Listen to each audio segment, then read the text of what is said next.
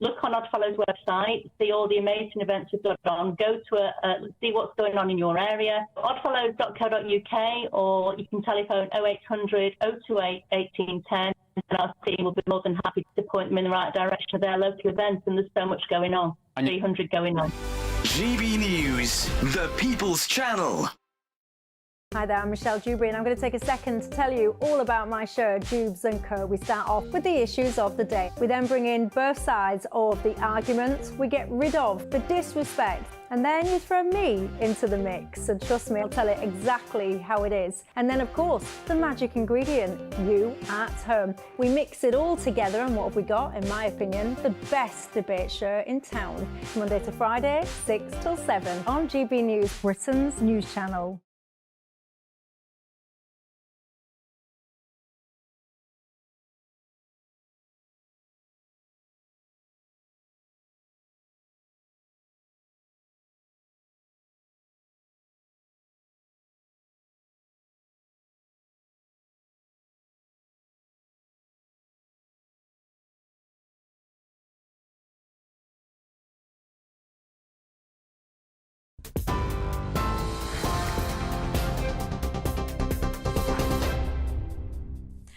Good evening. The top stories from the GB newsroom. The US President Joe Biden has said he doesn't think much about the Russian president as Sir Keir Starmer joined Joe Biden for talks about the conflict in Ukraine.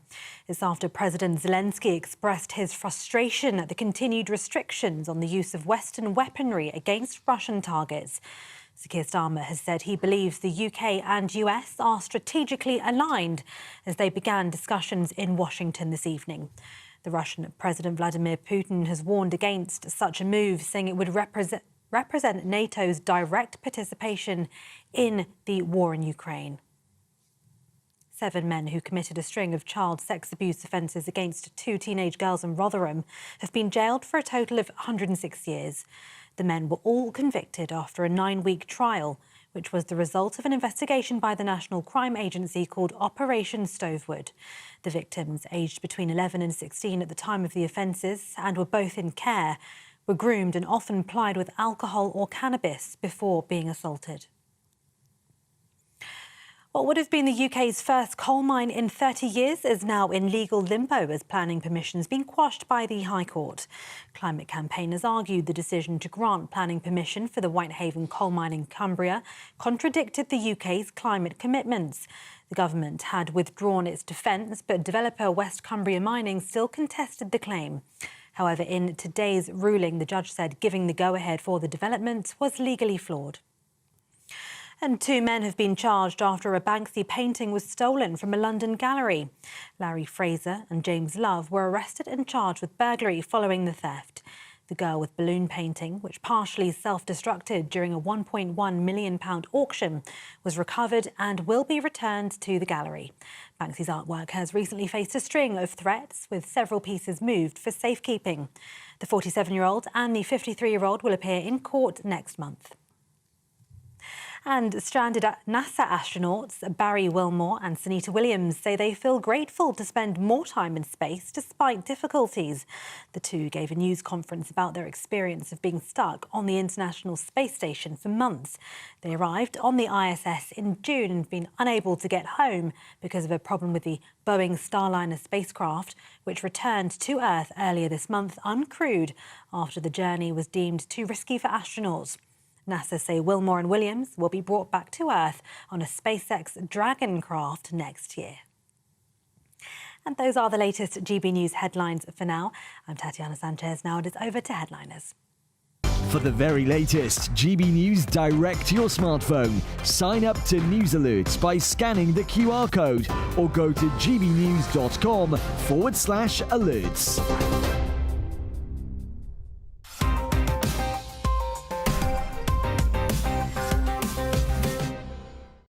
Hello and welcome to Headliners. I'm Nick Dixon, taking you through tomorrow's top stories for the next hour with the help of 2 comedians who don't mind being ostracised by the comedy industry.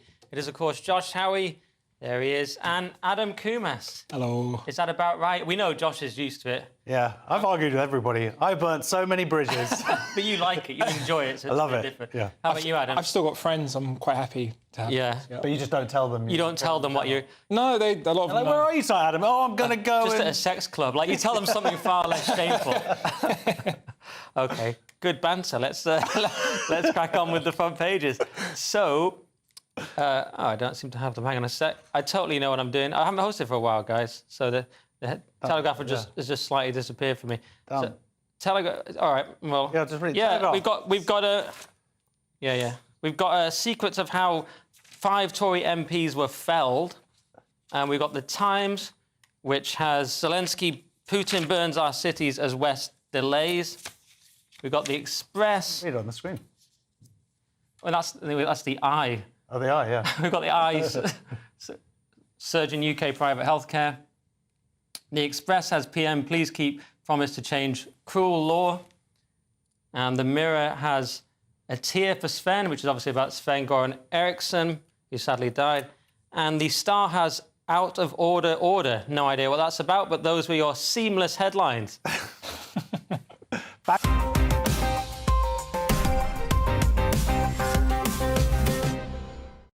So, Josh, do you want to just start with whatever we're starting with? Yeah, the Times. Let's go to the Times. Zelensky, Putin burns our cities as West delays. This is with Keir Starmer going to America, hanging out with Putin, and... hanging out with Putin. What am I talking about? Hanging out with Biden. My brain's gone all Biden-y. Yeah. But to try and persuade... I think the word is that Starmer's a little bit more for these missiles being supplied, and Biden is not, or should I say his controllers are not. So Starmer has basically left without any announcement forthcoming. And this is on the same time that Moscow has received 200 missiles from Iran. So that's not great. So obviously Zelensky is getting desperate. I mean, that's really his job, is to go out there and just say, I know you've given us billions, please, but sort it out. Give us a couple more billions, and that's fair enough. He's fighting for his country. I get that. Yeah, respect. And I'm glad we're funding it. It's. Are you? Is that Saki? No. I guess I don't know how much of my tax actually go to them directly. So it's always better than Putin, I guess. I think there's an interesting conversation this week about the executive use of giving Ukraine and Zelensky the power to use these Storm Shadow missiles, giving them executive power to basically actually hit territories inside of Russia, and that seems to be a big sort of should we do it, should we not? I think we should just do it. I feel like, Putin's been saying like, if you do anything, we're going to press the big red button and we're going to start a nuclear strike. He's been saying that for ages. He's the boy who cried wolf at this point. Yeah, but he didn't invade Ukraine. Yeah, a bit of a risky game, isn't it?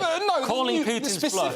Specifically with the nuclear stuff, I genuinely think we should do it, because when you think about it, like you said, Josh, they've been receiving missiles from Iran. They've also from North Korea. A lot of this has been payrolled by China, by selling them oil and everything else. And he's been doing exactly that. So for him to sort of say, no, you can't. And he's been launching it into central Ukraine without any sort of restrictions. So for him to sort of say that is a bit rich. So No. I mean, as someone said, he said, Putin, if you want to end the war, just pull back out of Ukraine. Yeah, but he doesn't want to lose face. That's the problem. The male ego is a powerful You're comfortable gambling everyone in the world's life on Putin bluffing, basically? Not just me. Some of the most senior members of within the British sort of military. One of the admirals said so as well. So just never play poker with Adam. All right, I always win. Well, should we look at the Telegraph then with the Tory MPs? Yes. So, Nick, this is from the Daily Telegraph. This is the secrets of how 5 Tory MPs were felled. And this is from the Tallow memoir from 1922. Chiefs lifted lids on backstabbing at the heart of Westminster. So, yeah, this is the former chairman of the 1922 committee has revealed backroom tensions and deals behind the most turbulent decade in the Conservative Party history for the first time. So this is basically just a memoir sort of talking about how all was not well during the Conservative government when they were in power. Basically, a lot of everything that might be seen on the surface, everyone is united, but obviously we've Where did it see when this when in the 14 years? In the photos, Josh, when they were laughing and they were smiling at each other, they were going, we're all one big happy family. Turns out it was a lot like school. Everyone was backstabbing each other and they were all quite nasty. And this is worse than school. This is a tell-all memoir. You can't say you knew it, because otherwise there's nothing for them to tell, Josh. OK, fine, fair enough. But that is amazing that one man sort of oversaw 5 PMs. Yeah. Like, the amount of he was like Father Christmas. for 14 years. They were just coming through the door, it is. It's look. They're selling his book. He wants to get his book out there. He's basically just the whole article is about all the names that all our politicians have been calling each other.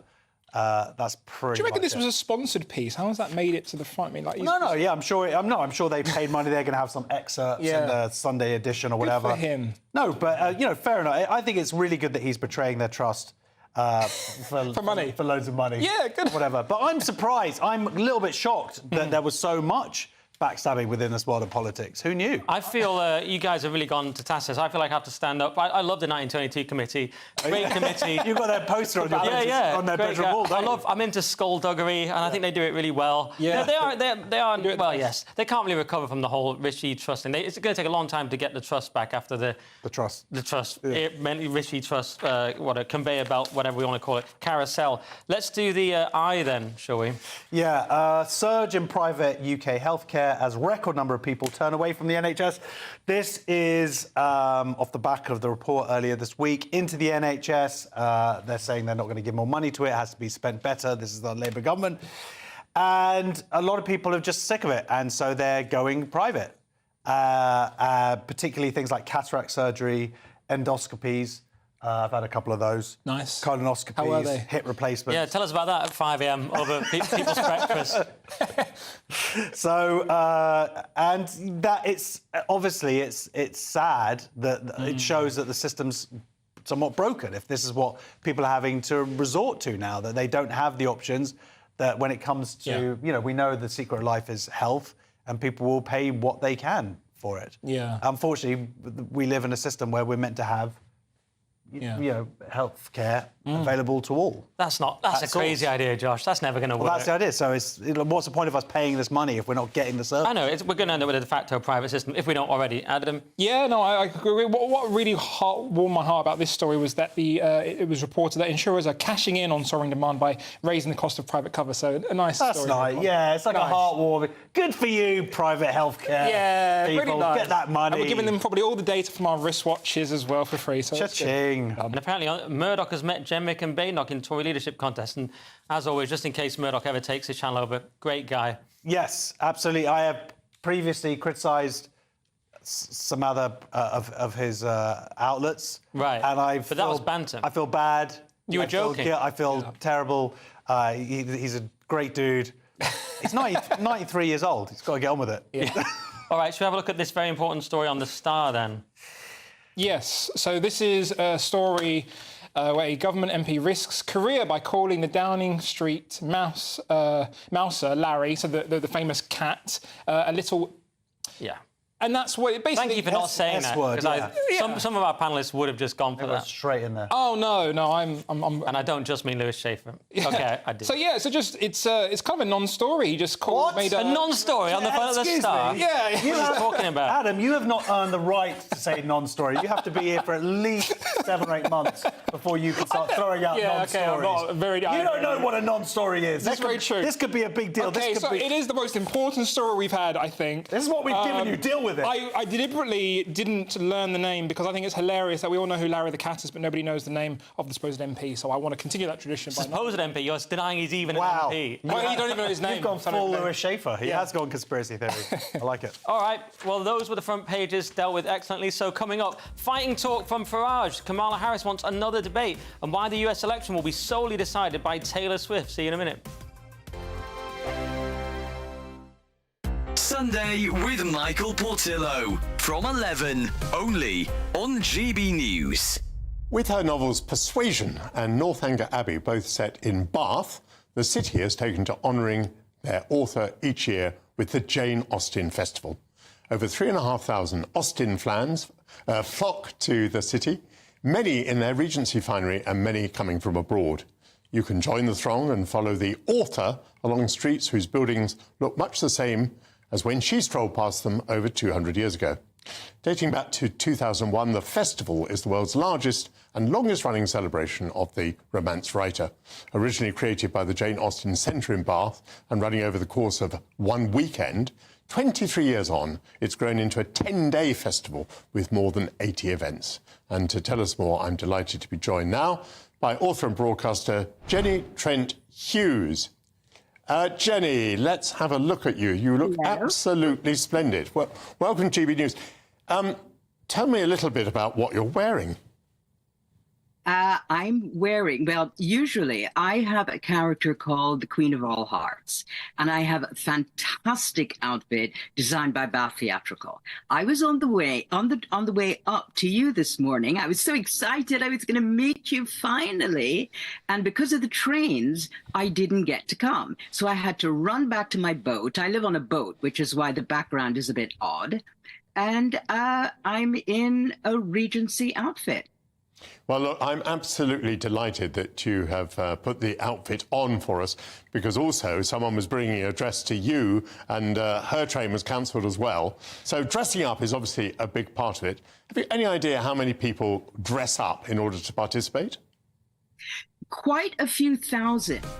GB News, the People's Channel.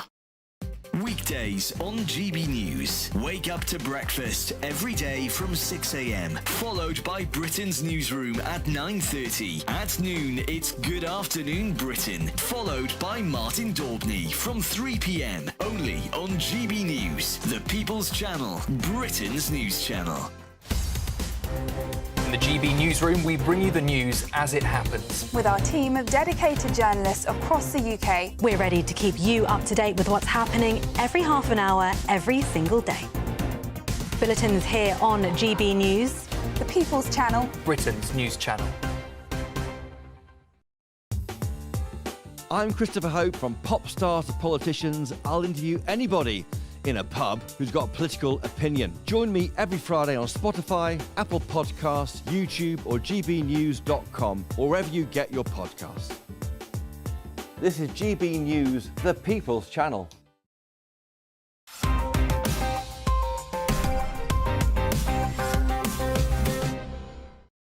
Welcome back to Headliners. I'm Nick Dixon, still here. Thought about leaving, but still here with legendary comedians Josh Howie and Adam Kumas. Hello. So let's crack on and do Saturday's Mail with an update on the Rotherham atrocity, Josh. Yeah, Rotherham grooming gang who plied girls as young as 11 with drugs and alcohol before raping them are jailed for a total of 106 years. This is the latest case. It's just heartbreaking to read about the experiences. One of the victims stood up in court and made a statement, and it was very hard to read, let alone, I imagine, being there at the time. The only journalist was from GB News, which I think is astounding, that this isn't being covered wider. Obviously, the Mail are covering it, but I couldn't find it in the newspapers a few hours ago when we were looking for all this stuff. This is part of Operation Stovewood. They've uncovered at least 1,400 girls in total. And now they're saying that from now on, it's going to be anyone new who sort of is identified is going to be handed back to Yorkshire Police because they did such a great job last time. The current investigations, incredibly, are going to be going through to at least 2027. So this is how many people are lined up with this. And it's just sort of it's heartbreaking, isn't it? Well, yeah, it's absolutely horrific. I mean, at least people are now finally being sentenced, but it's taken far too long. Things like this are still ongoing, as far as I'm aware, in other towns. Yeah. And you also suspect, with everything that's going on, will they get out too early, given that we've seen so many people released too early? That is one fear I have. What do you think, Adam? Yeah, it's very sort of disheartening and disgusting, to be honest. And when you look at it, you know, the headliners try to make it say like a total of 106 years, but it's like, 15 years on average. So it's quite a short sentence considering some of the nasty things, these disgusting things these people have done. It's a shame, isn't it? It's like, I think this is sort of reflected in our wider community. I think obviously we've got our finger on the pulse and we've got our ear close to the ground here at this news station. But like you're right, it's just not really being covered anywhere else.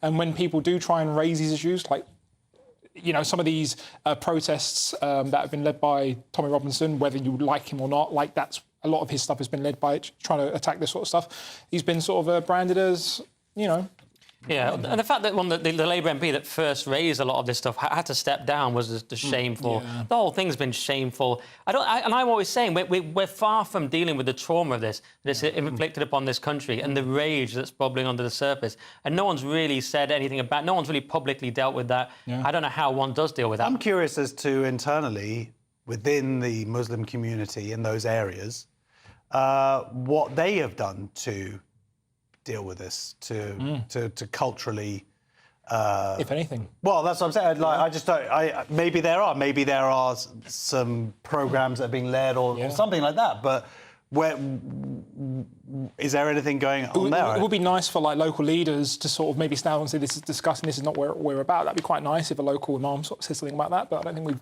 we've seen that, have we? And do you think that's a fair criticism? Because sometimes you hear that criticism when it comes to, Islamic extremism. Sometimes I think, well, these people are going about their daily lives. They're not criminals, and they're also perhaps worried for their lives. In cases of when it's like, why haven't you reported terrorists and so on? So is it a fair criticism to give balance? But it's a good question. But at the same time, of course, this is predominantly, certainly all of these men were part of that community. I imagine they all went to a mosque. I'm not saying it's because they were Muslims, but they were certainly part of that community. Yeah. So there's obviously something within that community that, as a group, these men felt it was acceptable. That's coming from for some cultural reasons. Yeah. Yeah, and it wasn't always white girls, but in most of the cases it was. And there seemed to be an element of, like, we don't see these people as people or equal in any way. Yeah. And that's the very uncomfortable racial element people don't want to talk about. Isn't it? So I think it's like you've got. I think it was white girls and Sikh girls as well. But yeah, I think it's just horrible. And I think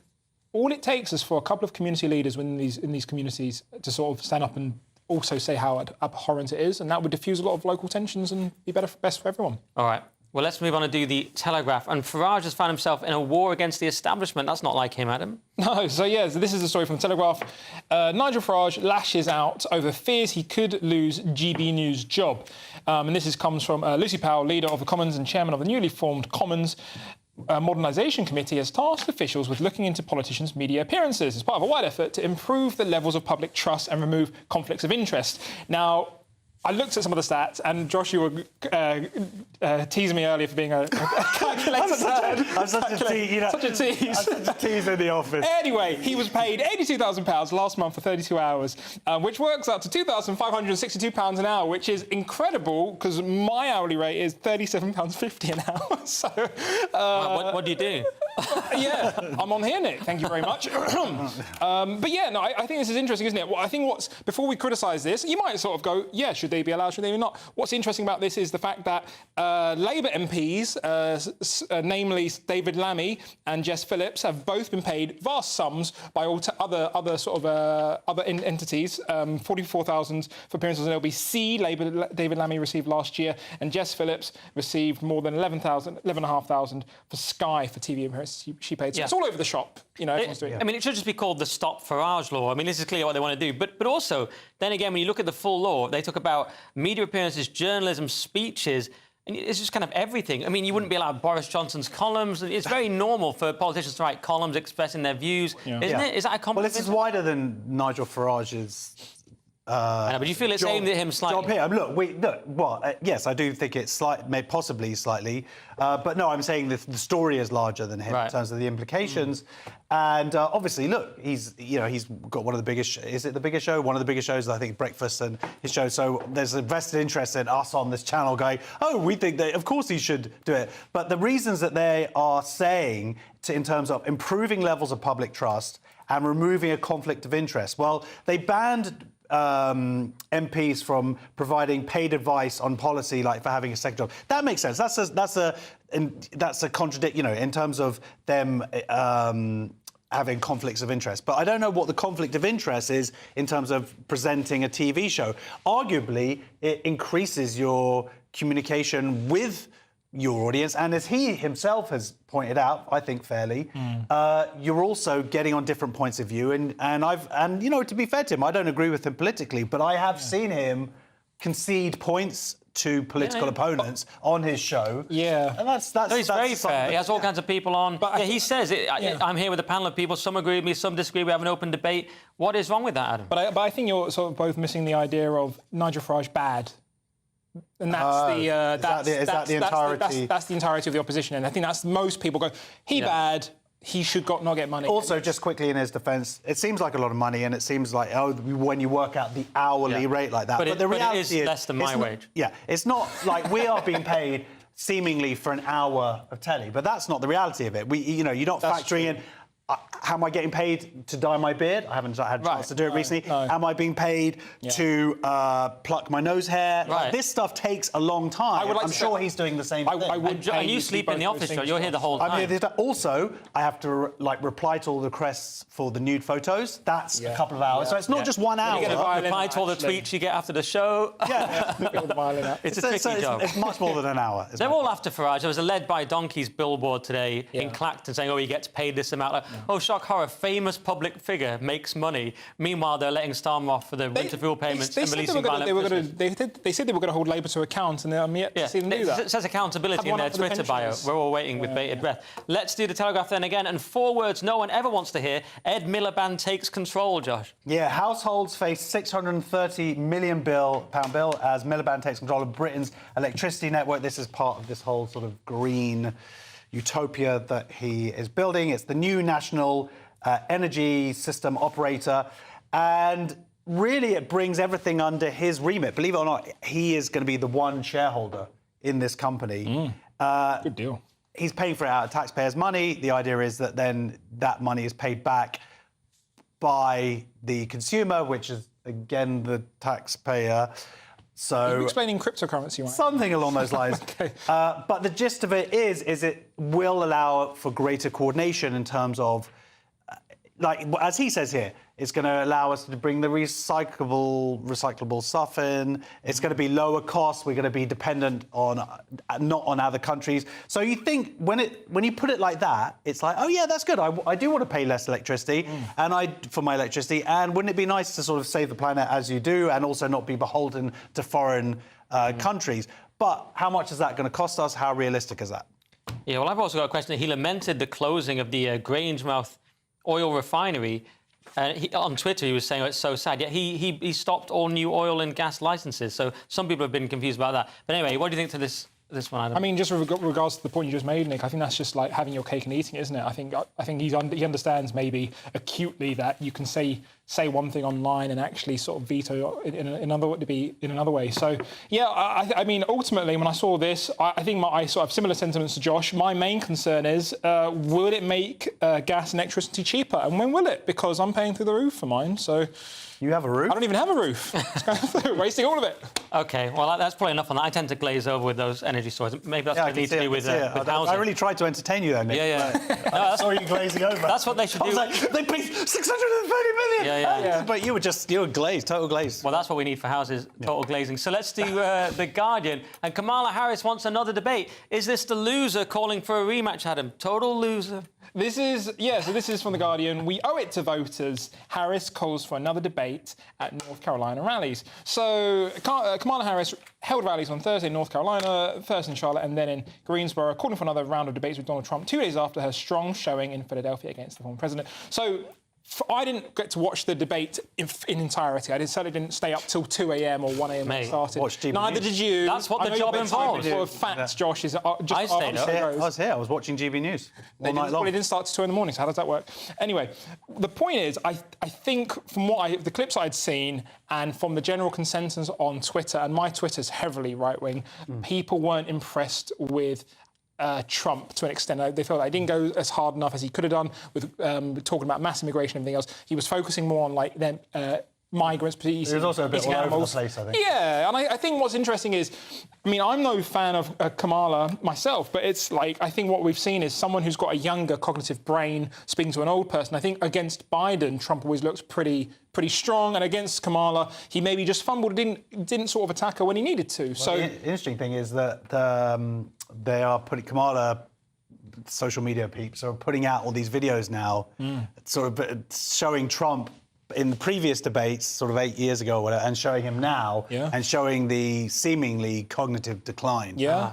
sort of well, the other videos, though... coming home to roost. The other videos they're putting out of all they're eating the dogs, but the thing is, they just look really cool and funny for Trump, and it's completely backfiring, because there was a guy that put it out as a socialist, and he's, like, really angry on Twitter because everyone's, like, loving this video. It's like a song of eating the dogs. Yeah. All anyone's going to remember, because Trump's the king of memes. They're like, oh, he lost the debate. All anyone's going to remember is they're eating the dogs, they're eating the cat. Today, he added a new one. He came out and said, they're walking off with the town's geese. They're just like, they're taking the geese. But of course, the thing is, back to the story, yes, she does want to have another debate. She did well in it. Yeah, she came off But why do you want another if you've won?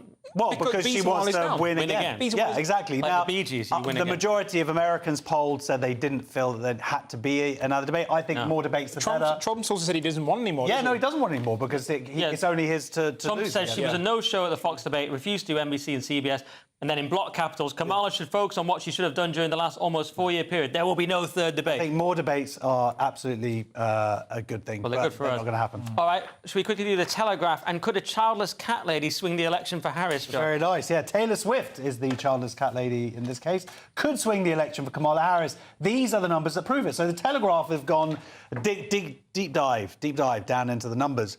And the argument traditionally would be that no, and actually people kind of resent celebrities coming forward and spewing forth their stupid opinions. Yeah. But in this case, it might actually make a difference. It made a difference when someone's massive enough, it made a difference. It made a difference with Oprah. Supposedly she got like 1 million more votes for Obama. Yeah. They're sort of saying it could make a difference here. It certainly did make a difference on when she put a post out, and there was like a 500% increase on the vote website. Yeah, like 585, but in registrations. Registrations. Well, here's the thing. Yeah. Will those children, young people, turn out and vote?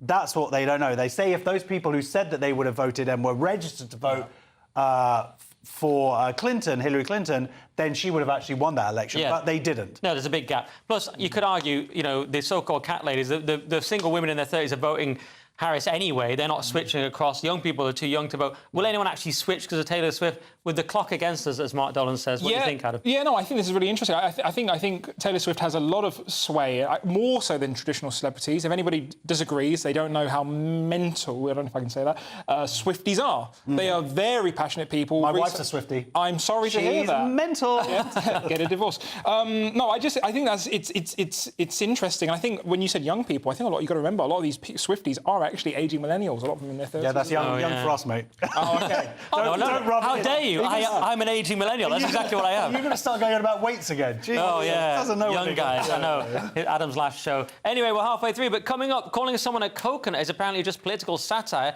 New York feels bad about slavery and national parks are racist or something. See you soon. Hi there and welcome to the latest forecast from the Met Office for GB News. Following a topsy-turvy week of weather, it's been a reasonable end to the working week for many of us, and it stays clear over the next 24 hours in the south. A chilly start to the weekend there, but further north there will be an increase in the cloud overnight as this weather system moves in. That's going to bring the thickest cloud and the more persistent and at times heavy outbreaks of rain to western Scotland through the evening and Northern Ireland. However, the rain does turn lighter and more patchy through the night, and by the end of the night, even in the north, it will be mostly dry, albeit cloudier and milder compared with how we started things on Friday. The clearest skies will be further south, and again, temperatures approaching 0, so a bit of a chill in the air for southern counties of England, parts of South Wales, into the Midlands and East Anglia. I think in main towns and cities, temperatures at 8 or 9 Celsius. In sheltered rural spots, more like the low single figures. However, for Northern Ireland, Northern England, parts of Scotland, a very different story first thing Saturday, 10 to 13 Celsius, with an awful lot of cloud out there and some outbreaks of persistent rain and drizzle over the hills of western Scotland. Otherwise, actually eastern Scotland seeing good shelter from that and some brightness coming through, and it's going to feel milder with the winds picking up from the southwest. Meanwhile, for much of England and Wales, a bright, albeit relatively cloudy afternoon to come. The best of the sunshine will be in the south, and with lighter winds, 18 or 19 Celsius, feeling perfectly pleasant. Now, the rain that will increasingly arrive in the northwest on Saturday night will spread south by Sunday so that it's across Cumbria, North and West Wales during the day.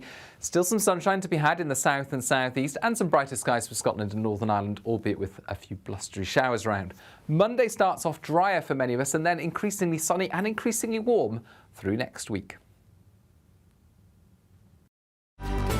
Good afternoon, Britain. Your lunchtime update on the stories that matter across the UK. From breaking news and insightful analysis, inspiring stories and lively debates. You're comparing yourself to a former Prime Minister. Which is it? Stay informed, stay updated, stay entertained. I just don't know how anyone would not want to be there. Every weekday from midday. We are Good Afternoon Britain, only on GB News. Britain's news channel.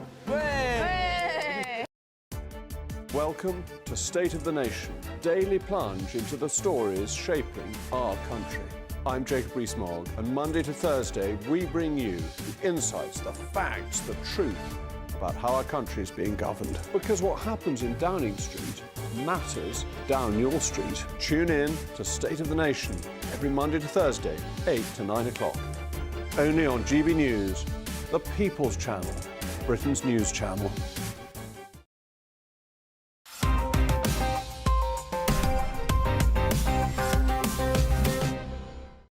Welcome back to Headliners. Let's get straight into Saturday's Independent. And do we have a two-tier political satire system, Adam?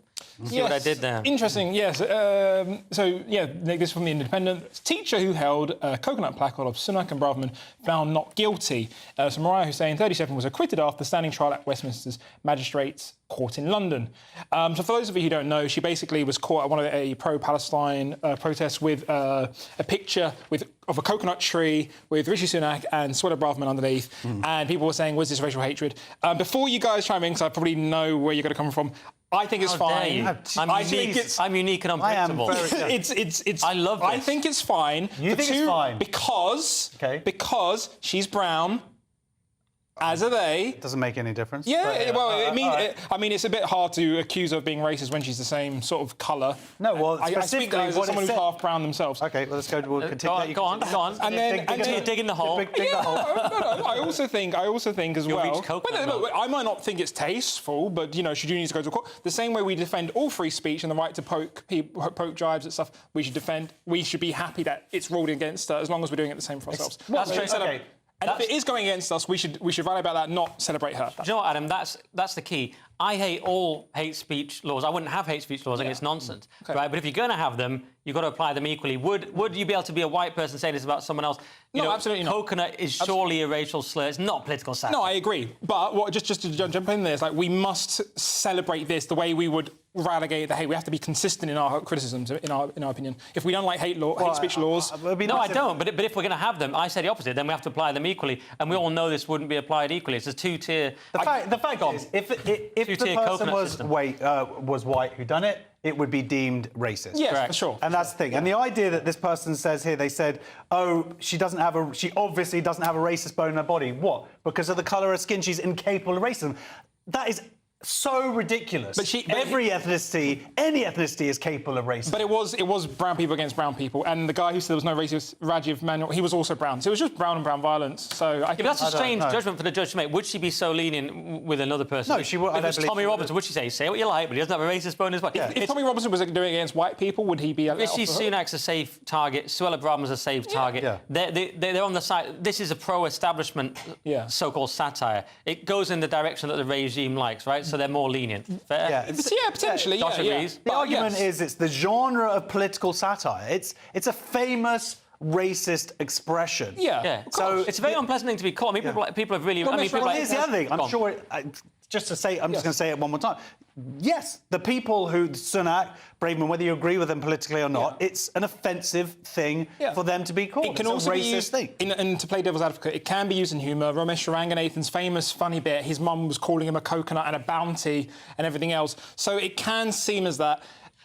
Personally, this wasn't banter. This was about people that she really disliked politically. Yes, but if you saw the photo, I think okay. It's funny. Can I just say one more thing about this? Yeah. This is her case. Rajiv Menon said the right to peaceful protest did not risk in any shape, form, violence or public disorder. The right to anti-racists to criticise members of their own race for pursuing racist policies. And it's like basically at this march. It's at a racist march where people are shouting, screaming for the genocide of Jews, and so the idea that she's an anti-racist in that circumstances, in that context, we're surrounded by other people shouting for genocide of Jews, with the posters that are with swastikas and craziness. To be fair, this is probably a relatively mild poster on that day, but it's all relative. All right, let's do The Guardian then, and they found yet another thing to call racist, and this time it's the boards that oversee national parks, Josh. Are they scraping the barrel of racism a bit? They are, though. This is England's national parks overseen by bloated, mostly white male boards. Those bloated white men. This is a Guardian analysis found. So the Guardian went out going, Leo Kirst does these tweets, today what's racist is. And that's what it is. The Guardian's gone out and gone, who are these people? OK, check out how many white people are on that board. In those areas they are predominantly right areas. They are not white reflective necessarily of the makeup in the rest of the country. And the fact that it's dominated by men. Severely lacking in diversity. Severely. You hear this term race communism. This is pure race communism. Like, they found 70% of the 225 members of the Parks Board were men, right? And why does it matter? And then they talk about their racial makeup. Why does everything have to be completely equal? Maybe men and maybe white men just like the countryside more. Everything has to be equal in Guardian world. I've never understood that. Why, sorry, Adam, is non-white an automatic majority? 7 of the 10 parks have no non-white minority ethnic board members. So what? What's the problem with that? And inherent in it is an idea that white people are somehow bad and need to be reduced in numbers. Yeah, it's bizarre. I really think I hate the idea of describing them also as like bloated, as if like who cares? Why are we calling it? We're just villainising. You picture a fat white male just sort of bloated. Yeah, and washing also, up on the beach. If it cuts to me, I'm going to get angry. You're not bloated. Jane Butler, the executive director of the national parks, she basically said, look, they're locally appointed members. Sometimes a lot of these towns are full of white people, so it's not surprising that a white person gets in.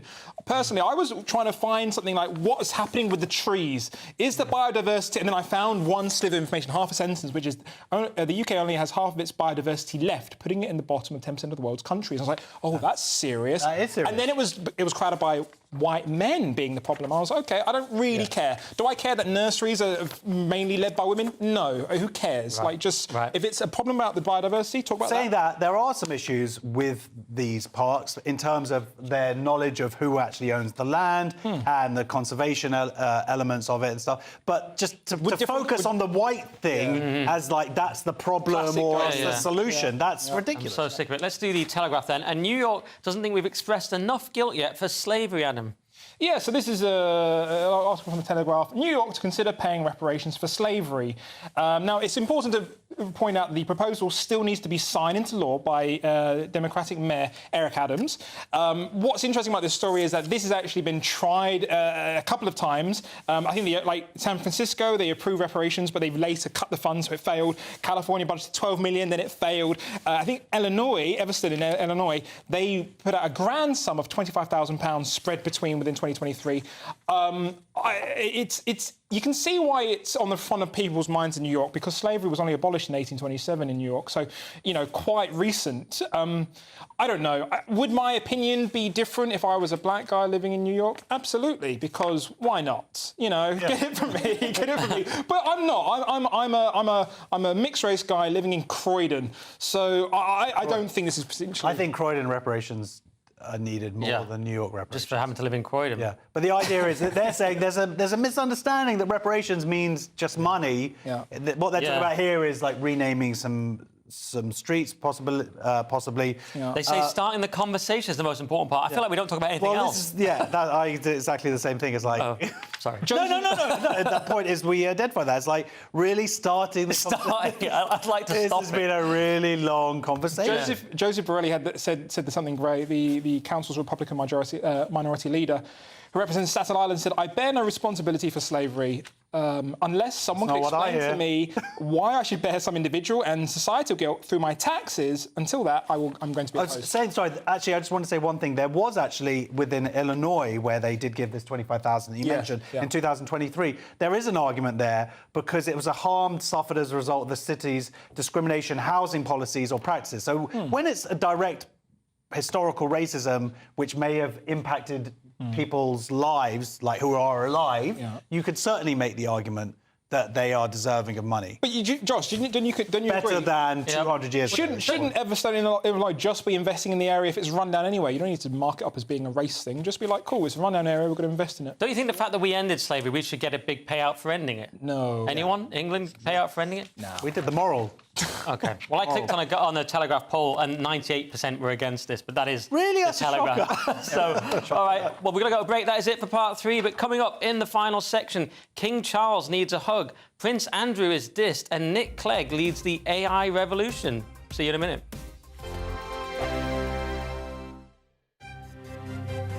GB News Breakfast, every day from 6 a.m.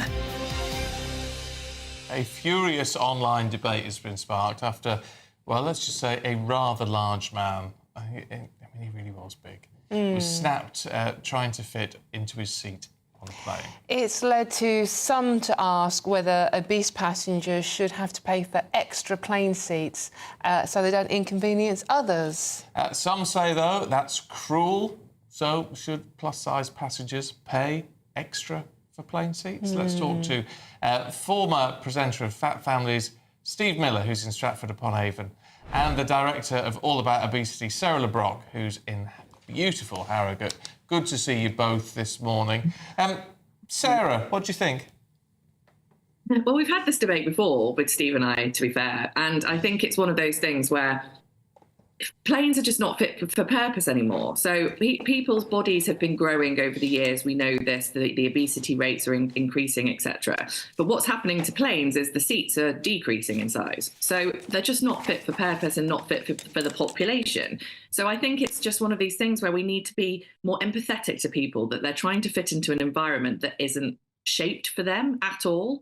So I think we do need to kind of say, well, what's right here? Is it the person not being able to fit in the seat, or is it the seat not being fit for purpose for the person? And I think we need to really, look at things from that perspective as well. Instead of thinking the person's doing something wrong, how about the environment might be doing something wrong? Steve? It's not about blaming, but the message you can't put out, in my opinion, is that it's okay to be obese and don't worry about it. You see, what I'm saying here is free plane seats. If you're offering free plane seats, an extra seat, that's going to normalise obesity. GB News, the People's Channel. Join me, Nana Akwe, for an informative, interactive news programme with a difference. It's fun. No, he didn't say that, though. I'm so surprised. I think there's an element of truth to that. Join me from 3 p.m. every weekend, only on GB News, Britain's news channel. Join me, Neil Oliver, every Sunday night at 6 p.m. on GB News. And if an hour is not nearly enough for you, go to gbnews.com for special extended episodes online every Friday at 9 p.m, where we can truly get into the nitty-gritty of what's going on. GB News, Britain's news channel. Every Saturday, 10 till 12, we'll bring you all of the news that you need to know. We'll also remind you that there is so much to smile about. It's my favourite time of the week. I get to relax, enjoy some light-hearted stories, and let Ellie teach me about fashion too. That's Saturday Morning Live, every Saturday, 10 till 12. Only on GB News, Britain's news channel.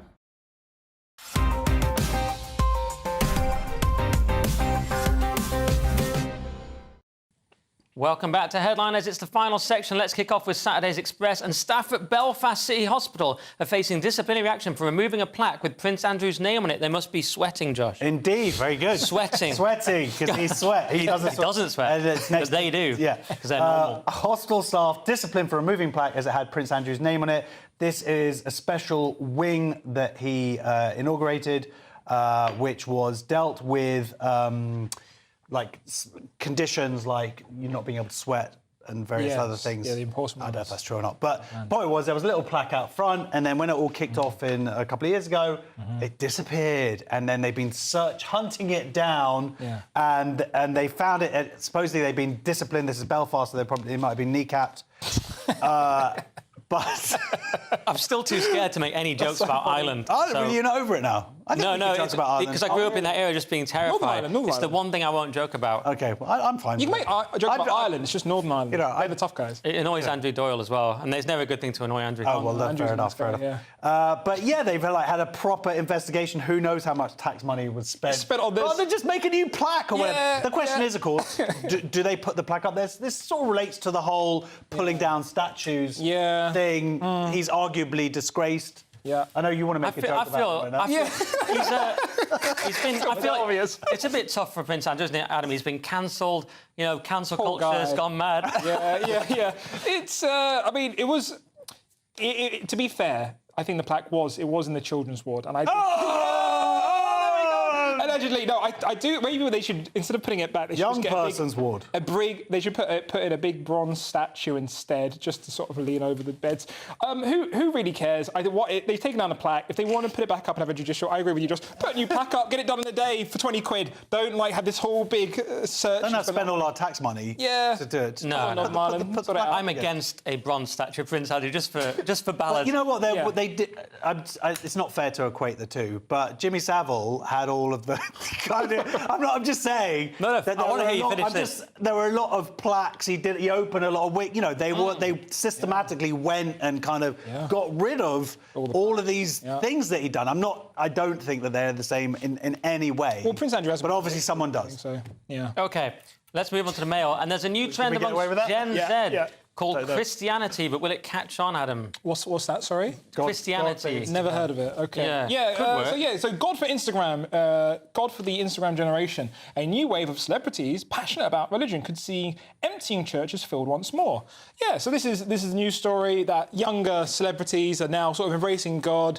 Very trendy. I think some of the vicars are now sort of saying "rape my fit," which is like exactly what you rape my what? No, didn't say that. Rate. Oh, rate. Specifically, didn't use that word that you said. Rate my fit. Yes. What does fit mean? What clothes you're wearing, Josh? You really are you not down with the kids, Josh? Josh, where's your Riz? Yeah, where's your Riz? Oh, man. Yeah. Rate my... He also used Riz in the wrong context. No, it means charisma. It kind of works. It kind of means chatting up girls, I guess. I thought it was Rizzlers was about... You can't Riz Josh unless you're gay.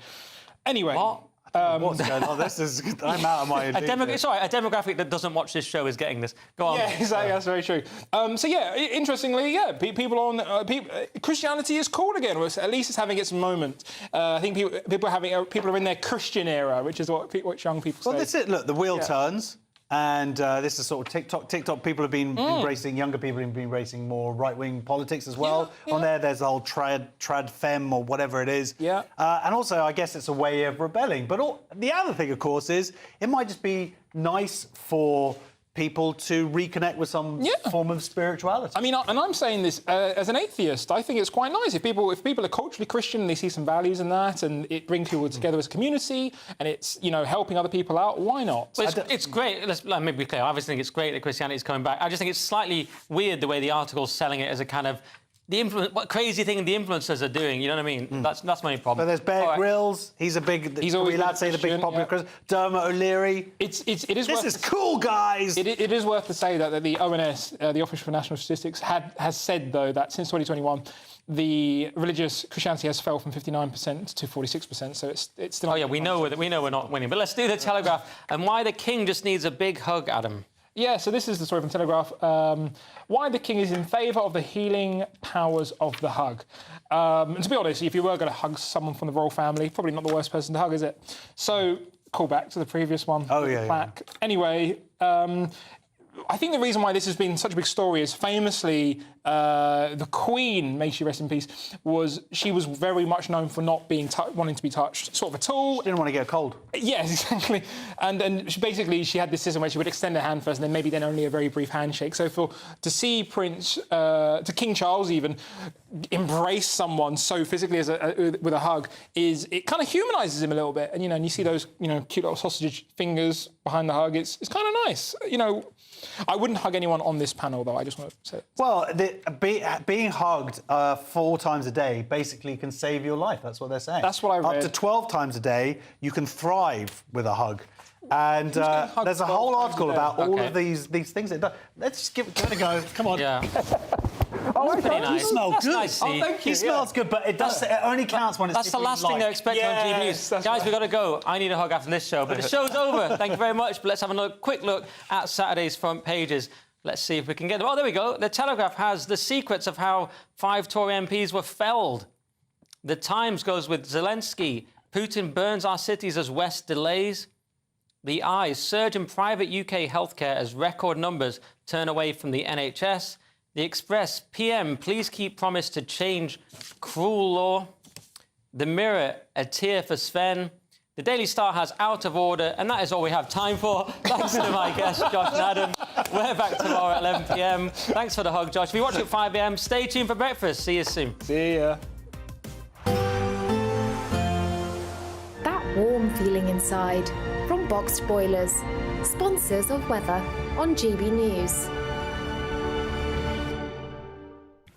Hi there, and welcome to the latest forecast from the Met Office for GB News. Following a topsy-turvy week of weather, it's been a reasonable end to the working week for many of us, and it stays clear over the next 24 hours in the south. A chilly start to the weekend there. But further north, there will be an increase in the cloud overnight as this weather system moves in. That's going to bring the thickest cloud and the more persistent and at times heavy outbreaks of rain to western Scotland through the evening and Northern Ireland. However, the rain does turn lighter and more patchy through the night, and by the end of the night, even in the north, it will be mostly dry, albeit cloudier and milder compared with how we started things on Friday. The clearest skies will be further south, and again, temperatures approaching 0, so a bit of a chill in the air for southern counties of England, parts of South Wales, into the Midlands and East Anglia. I think in main towns and cities, temperatures at 8 or 9 Celsius. In sheltered rural spots, more like the low single figures. However, for Northern Ireland, Northern England, parts of Scotland, a very different story first thing Saturday, 10 to 13 Celsius, with an awful lot of cloud out there and some outbreaks of persistent rain and drizzle over the hills of western Scotland. Otherwise, actually, eastern Scotland seeing good shelter from that and some brightness coming through, and it's going to feel milder with the winds picking up from the southwest. Meanwhile, for much of England and Wales, a bright, albeit relatively cloudy afternoon to come. The best of the sunshine will be in the south, and with lighter winds, 18 or 19 Celsius, feeling perfectly pleasant. Now, the rain that will increasingly arrive in the northwest on Saturday night will spread south by Sunday so that it's across Cumbria, North and West Wales during the day. Still some sunshine to be had in the south and southeast, and some brighter skies for Scotland and Northern Ireland, albeit with a few blustery showers around. Monday starts off drier for many of us, and then increasingly sunny and increasingly warm through next week. Looks like things are heating up. Boxed Boilers, sponsors of weather on GB News.